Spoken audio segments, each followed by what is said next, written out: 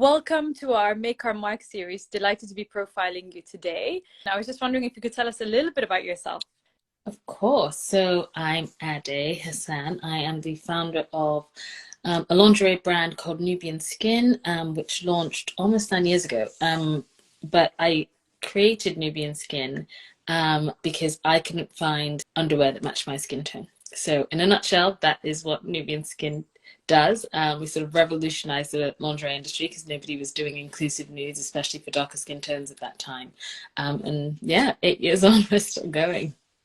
You saw this gap, and obviously, as a good entrepreneur and a businesswoman, you kind of thought, I can do something about this. But you also took a bit of a risk, right? Like you moved careers, and can you tell us a little bit about that and what that decision took?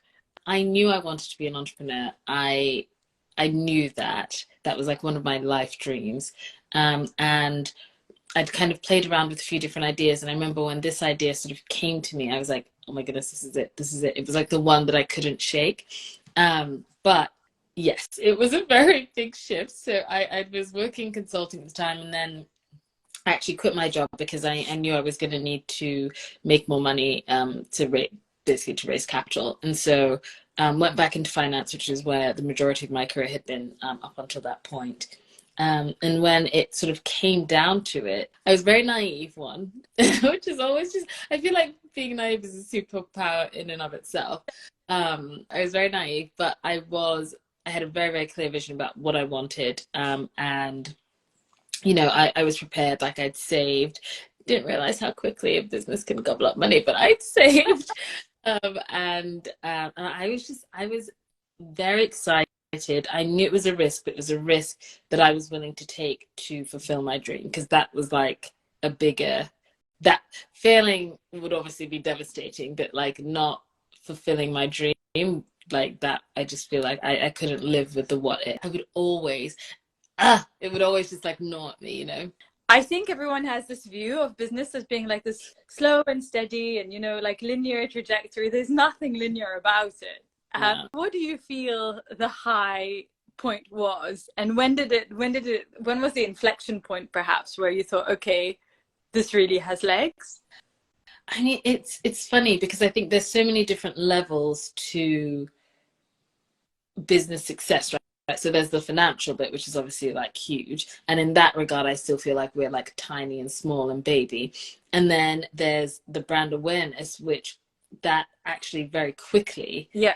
there was that sort of like, we launched, the campaign went viral. Oh my goodness. And then like all these things just started happening really quickly. And so that aspect, the brand grew quicker than the business. Right. The journey is mad. Like it is like just bumps and bumps and like highs and lows. I still feel like I'm a startup, quote unquote, but then when it comes to the amount of work that we've done, the experience we have, my knowledge as an entrepreneur, like I feel seasoned, right? Because sometimes I'm like, oh, I don't know, and the business is still young. But then I'm like, when it comes down to, if somebody asks me a question, they're like, oh, I need advice on this, and I'm like, this, boom, boom, boom, boom. Like, I'm like, bring out your notebook and I'll tell you everything. I feel like I've grown into being, like running a business, Yeah. if that makes Yeah, no, definitely makes sense. And what would you say one big inflection point was? I like a word with the letter E comes to mind. We did our first photo shoot, and we launched started trading in October 2014. Yeah. In August 2014, I did a photo shoot and I put an image of 4 girls in our lingerie on Instagram. And Yeah. I got 5 followers to 20,000 in 4 weeks. And all of a sudden we started trending, and like the Mail Online, Cosmopolitan, America, like everybody was like, can we please speak to your press department? And I was like, What department? department? Department. And so I literally went on Google and was like, press@nubianskin.com. I was like, absolutely, please reach out to our team at press@nubianskin. And that was this whirlwind of, it was a really interesting experience because we were such a small brand. We didn't even have product yet. We just had an email capture on our Yeah. website, but our images were so arresting, and it was a very interesting experience in sort of grassroots led popularity. Yeah. So that was interesting. That was probably the first really big one. And then sort of halfway through the journey, I would say, obviously doing the underwear for the Formation tour when Beyonce came out with her like amazing album. That was incredible. And then getting an MBE, the Queen's Honors list was like, Did you see sorry. Did you know that was going to come? Did you have? No, that was a complete surprise. To this day, I don't know who nominated, because you have to be nominated. Right. And I'm going and I'm being like, so who? And they were like, yeah, we're not like going to tell you that. But nobody's admitted to it. But and the Formation tour, how did that happen? that was an email which I basically deleted, and then like reached out to some friends who are stylists in the industry, being like, hey, have you heard of this person? They were like, you are insane, respond right now, this is legit. So yeah, so again, unsurprising moments, but testimony to when you have something that really speaks to people. If you have a product that really speaks to people and people are drawn to, incredible things can happen. Like, these are things that in my journey I never, like literally just never crossed my mind that could happen. Right? I was like, I just want to sell product. I just want to, like, sort of like create this amazing thing that I want, and I want people to buy it. But I didn't sort of ever envision in my mind these other things that could happen. But I was wondering, like, if you had to describe yourself in one word, what would it be? One word. That could be the one word that captures you on Hinge, for example. I'm torn between two, but I'm gonna say, I'm gonna go with tenacious. Because I mean, I am as susceptible to like fear and being down and like scared and all the rest of it as everybody, but I'm like a dog with a bone. I'm like, I want this to happen. This needs to happen. I'm going to make it happen. So yeah, I definitely say I'm tenacious. What was the other one? The other one I was gonna say is I'm a dreamer. Like, I do, like I just, I kind of like, I'm like, I want it to happen. I want to set this goal like this. I want things to be this way. And I'm like, well, let's see. I'm gonna dream. I'm not gonna like limit myself. Do you see yourself as a leader? Would you use that to describe you? I suppose in a way, I think obviously what I did within the industry was leading in that it hadn't been done. And so I was like carving out a path that hadn't been tread before. Yeah. But then I think a leader sort of, and so yeah, I guess in that regard, yes. On an individual basis, do I see myself as a leader? I see myself more as like, I'm going to take myself where I want to go. The other people are necessarily coming along, but yeah, I'm going to like forge my own path. I suppose I feel like recently I've realized there's a massive discomfort with that word amongst women.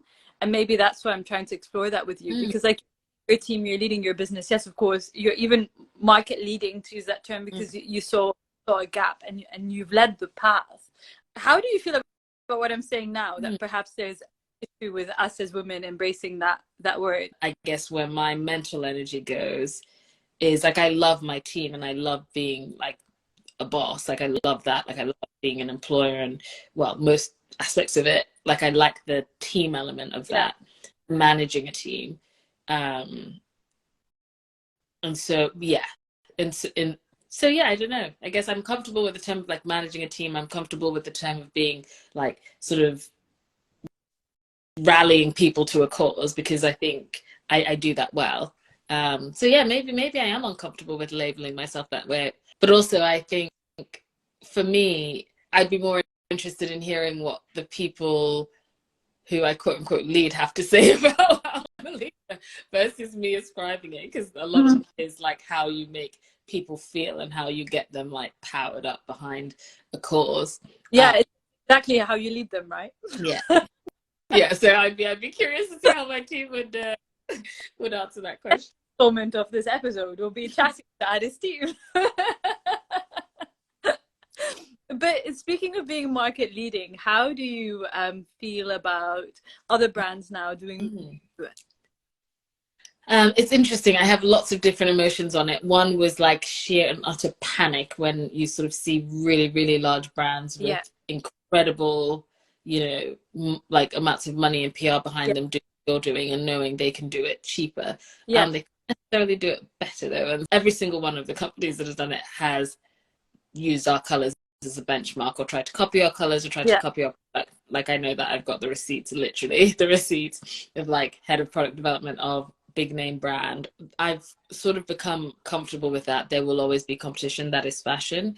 The one thing that doesn't sit right with me is when companies say, oh, we're doing this because we want to, like, you know, respect the Black community, or we want to cater to the Black community. And I say, well, instead of stealing from, because that's what they're doing, they're stealing my intellectual property, instead of stealing from a small Black business, you could give us a platform, but you've chosen not to do that. So actually that, you know, your intention is negative. What is one business that you look up to or admire, or you think, I like this brand? It doesn't need to be in beauty or fashion, but just like that you think is quite cool, one to watch. Well, I mean, I like Paradise Full. Oh, You know that. I use your products. And so, but apart from, of course. an entrepreneur who I do really, really admire is Sarah Blakely, who founded Spanx, because she was underestimated at every turn. Despite the fact that like millions and millions of women are using her product, I loved that like they entered this like agreement with a private equity firm valuing the company at like over $1 billion, and I was like, that's like the sweetest FU that I could think of, because she built something that like revolutionized this area of women's wear. Yeah. You know, she owns the business. She had a very, very strong culture. People were underestimating her, and she just was like, it's doing my thing. Yeah. 2 more questions. What does confidence mean to you? Can you tell me a little bit about that?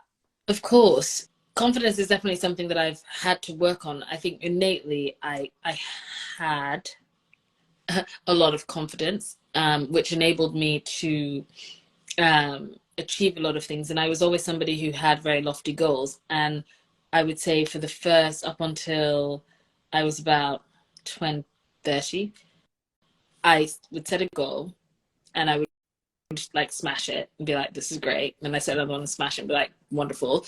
And that was the way that my life went. And I remember when I finally started therapy in 2019, is because I was having a major crisis of confidence, like major, sort of literally felt like I was a complete and utter failure.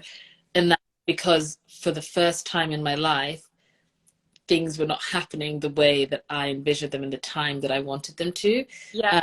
Amazing things were happening, but there were specific things that weren't. Yeah.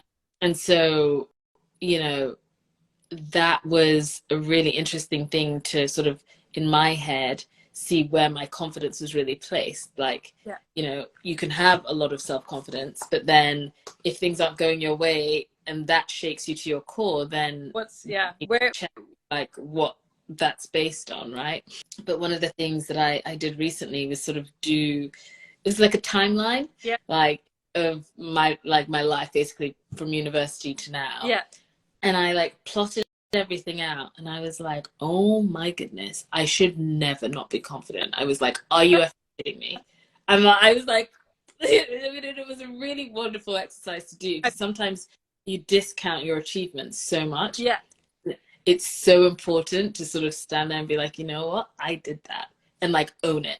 And I think that just like truly owning and like letting it sit with you, like your accomplishments, no matter how big or small, is incredibly empowering.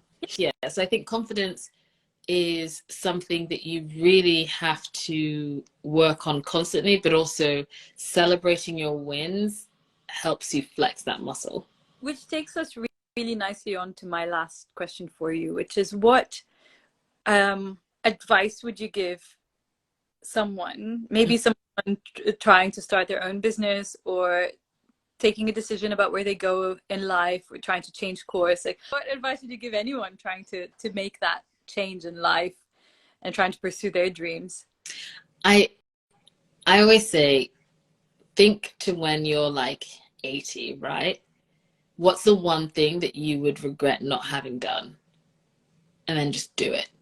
Yeah. It's like, why would you want to live a life of like regret, right? So like, just if you will look back and think, "If I should really have tried that, I should just have tried that," just do it. Just take the leap. And it doesn't have to be like this big thing, because I think sometimes people are like, oh, I've got to have everything set. Like, no, just like, honestly, plot. Let's say you want to be able to play, like, I don't know, some massive amazing piece on the piano and you're a complete novice. Be like, okay, it's going to take me 10 years to get there. Then just do a piano lesson every single week for 10 years. In 10 years, you'll have been taking piano lessons for 10 years. Like, that's like, you know what I mean? And it's the same thing. Like, let's say you want to start a business, like, fine. Just put, like, plot every step and just put one foot in front of that. Do one little thing, like register the website, register your trademark. Like, just do one thing a week until you hit your goal. Just do it.